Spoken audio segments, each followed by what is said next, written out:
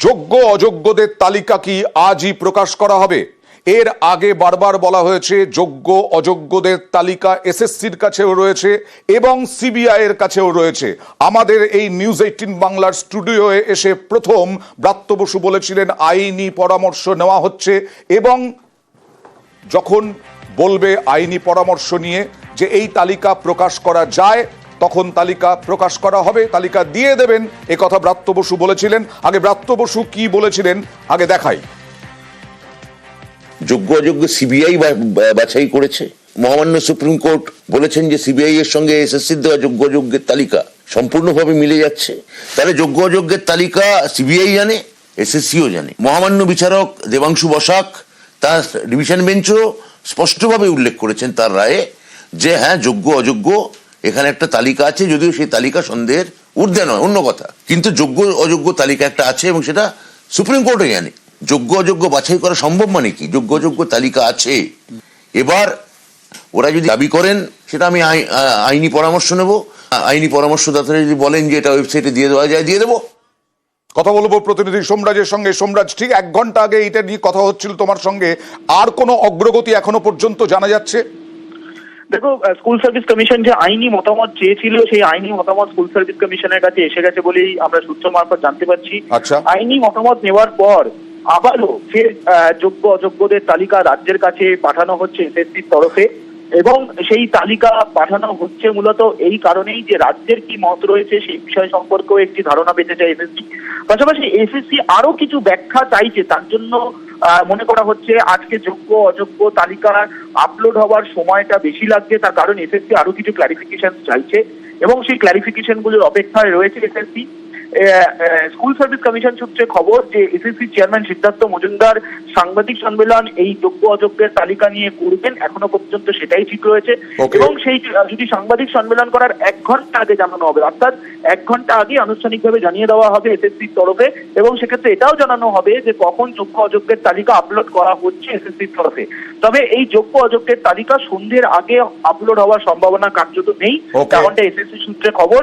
এখনো পর্যন্ত ম্যারাথন বৈঠকে রয়েছেন SSC chairman Siddhartha Majumdar school service commission অফিসের ভেতরে এবং এসএসসির তরফে জানা যাচ্ছে যে বিক্ষোভরত যারা চাকরিহারা শিক্ষক শিক্ষিকা রয়েছেন এসএসসি অফিসের সামনে তাদেরকে এসএসসি চেয়ারম্যান নিয়ে আলোচনা করবেন বলে জানা যাচ্ছে এবং সেটা তখনই এসএসসি চূড়ান্ত সিদ্ধান্তে এসে পৌঁছাবে এবং সেক্ষেত্রে সন্ধ্যের আগে এই তালিকা আপলোড হওয়ার সম্ভাবনা নেই, সন্ধ্যের পরেই যাওয়া হওয়ার হবে বলে এসএসসি। দেখা যাক, আমাদের অপেক্ষা করতে হবে। চাকরিহারারা ইতিমধ্যেই রাস্তায় নেমে পড়েছেন, আবার চাকরিহারারা আবার এসএসসি অফিস অভিযানে। চাকরিহারারা করুণাময়ীতে অবরোধ করেছিলেন, করুণাময়ীতে মানববন্ধন করেছিলেন। প্রচুর বহু চাকরিহারা তারা ইতিমধ্যেই এসএসসি অফিসের দিকে মিছিল করে এসেছেন এবং সেখানেই বসে আছেন। যা বললেন আমাদের প্রতিনিধি সোমরাজ বন্দ্যোপাধ্যায়, এই বিক্ষোভকারীদের সঙ্গে এসএসসি চেয়ারম্যান কথা বলতে পারেন এবং সন্ধ্যের আগে এই চাকরিহারা যোগ্য অযোগ্য তাদের পরিষ্কার করে যে তালিকা, সেই তালিকা সন্ধ্যের আগে হয়তো প্রকাশ করা সম্ভব নয়।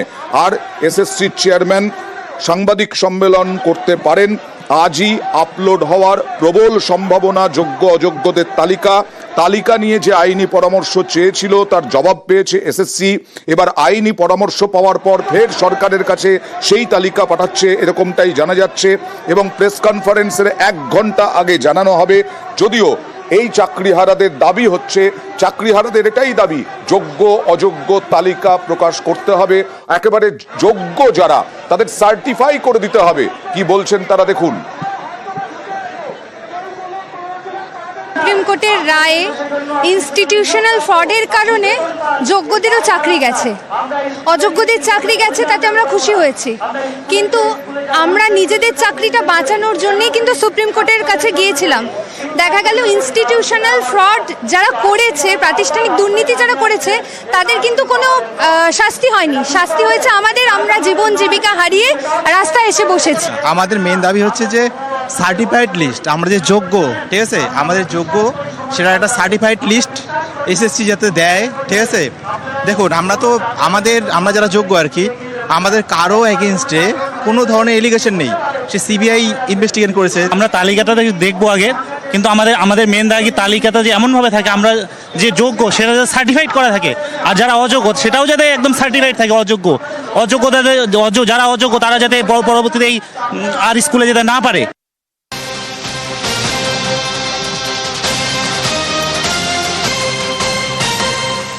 আর হাইকোর্ট আজকে জানতে চাইলো, হাইকোর্ট ওএমআর নিয়ে অবস্থান কি এসএসসির। হাইকোর্ট জানতে চাইলো ওএমআর নিয়ে অবস্থান জানাতে হবে বুধবারের মধ্যে। সুপ্রিম কোর্ট বেশ কিছু রায় দিয়েছে, তা সত্ত্বেও ওএমআর প্রকাশ করা হলো না কেন? বুধবারের মধ্যে জানানোর নির্দেশ হাইকোর্টের।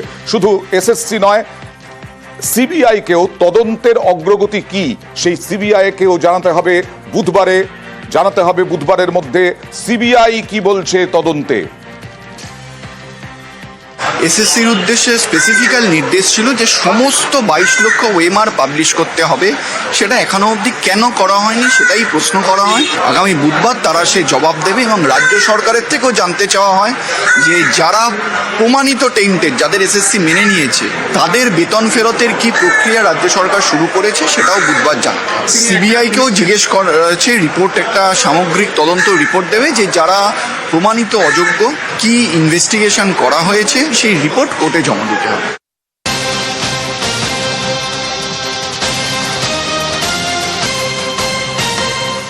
আর প্রাথমিকে 32,000 চাকরি বাতিল মামলায় 28 এপ্রিল মূল শুনানি হবে বিচারপতি তপব্রত চক্রবর্তীর বেঞ্চে। কি হবে না হবে, কি হয়েছিল, একটু ব্যাকগ্রাউন্ডটা জানতে চাইবো প্রতিনিধি অর্ণবের কাছ থেকে। অর্ণব, এর আগে আমরা দেখেছিলাম বিচারপতি সৌমেন সেন এই মামলা ছেড়ে দেন, তারপরে বিচারপতি তপব্রত চক্রবর্তীর এই বেঞ্চে মামলা আসে।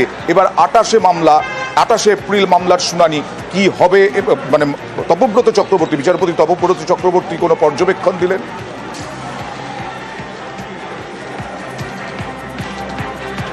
দেখো, বিচারপতি তপব্রত চক্রবর্তী ডিভিশন বেঞ্চ জানিয়েছে এই মামলা 28 এপ্রিল থেকে পুরোদস্তুর শুনানি শুরু হবে। আচ্ছা। এবং 32,000 চাকরি বাতিল মামলা মূলত প্রাথমিকে 2014 টেট থেকে 2016 নিয়োগ প্রক্রিয়ায় 42,949 জনের প্যানেল প্রকাশিত হয় এবং তার মধ্যে থেকে পরোক্ষ প্রত্যক্ষভাবে প্রায় 36,000 প্রাথমিক শিক্ষক যারা এই মুহূর্তে রাজ্যের বিভিন্ন প্রাথমিক বিদ্যালয়ে চাকরি করছেন, কাজ করছেন, তাদের চাকরির ভাগ্য এই মামলার সঙ্গে জড়িয়ে রয়েছে।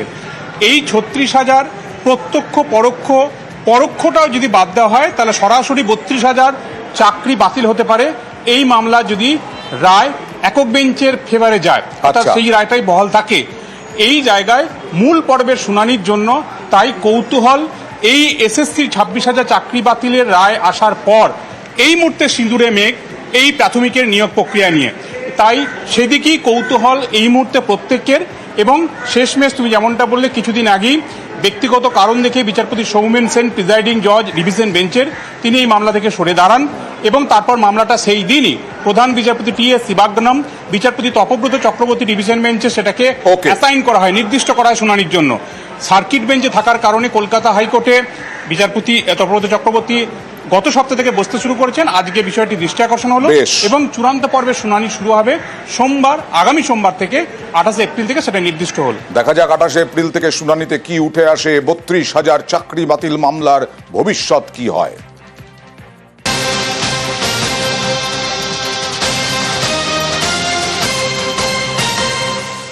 আর বাঁকুড়ার মগরা হাই স্কুলে বড়সড় দুর্নীতির অভিযোগ।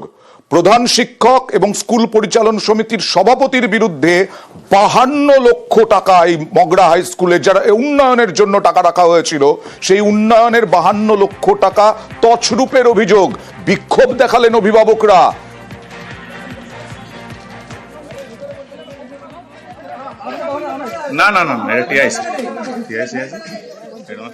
তদন্ত কতদূর এগোলো জানতে চেয়ে বিক্ষোভ অভিভাবকদের। পুলিশও আসলো, পুলিশও এলো, প্রচুর পরিমাণে পুলিশ।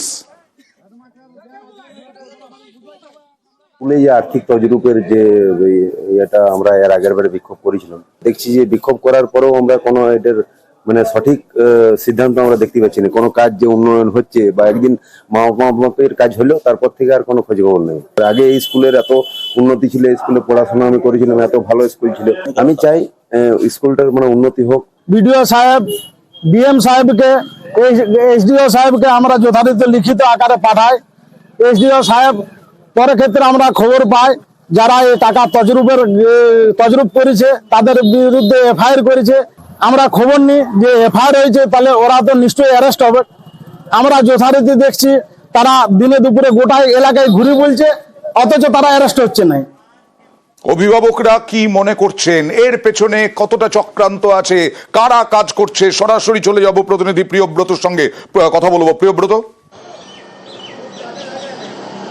দেখো যেভাবে এই মগরা হাই স্কুলের উত্তপ্ত হয়েছে, এর আগেও কিন্তু উত্তপ্ত হয়েছিল। কেননা গত এক মাস আগে যখন মার্চ মাসের 19 তারিখ এখানে বিক্ষোভে সামিল হয়েছিল তালা বন্ধ করে অভিভাবকরা, তখন তারা দাবি করেছিলেন এই যে 52 লক্ষ টাকা যেটা 2019 সাল থেকে স্কুলের তহবিলে জমা রয়েছিল সেই টাকা গেল কোথায়, এবং এই টাকা আত্মসাৎ করতে পারে কেননা জয়েন্ট অ্যাকাউন্ট রয়েছে স্কুলের প্রধান শিক্ষক এবং পরিচালন সমিতির সভাপতি, তারাই একমাত্র আত্মসাতের সঙ্গে যুক্ত। তাদেরকে ব্যবস্থা নিতে হবে এবং টাকা ফেরতের ব্যবস্থা করতে হবে, কেননা স্কুলের পরিকাঠামো উন্নয়নের জন্যই এই 52 লক্ষ টাকা এসেছে বিভিন্ন বছর বিভিন্ন খাতে।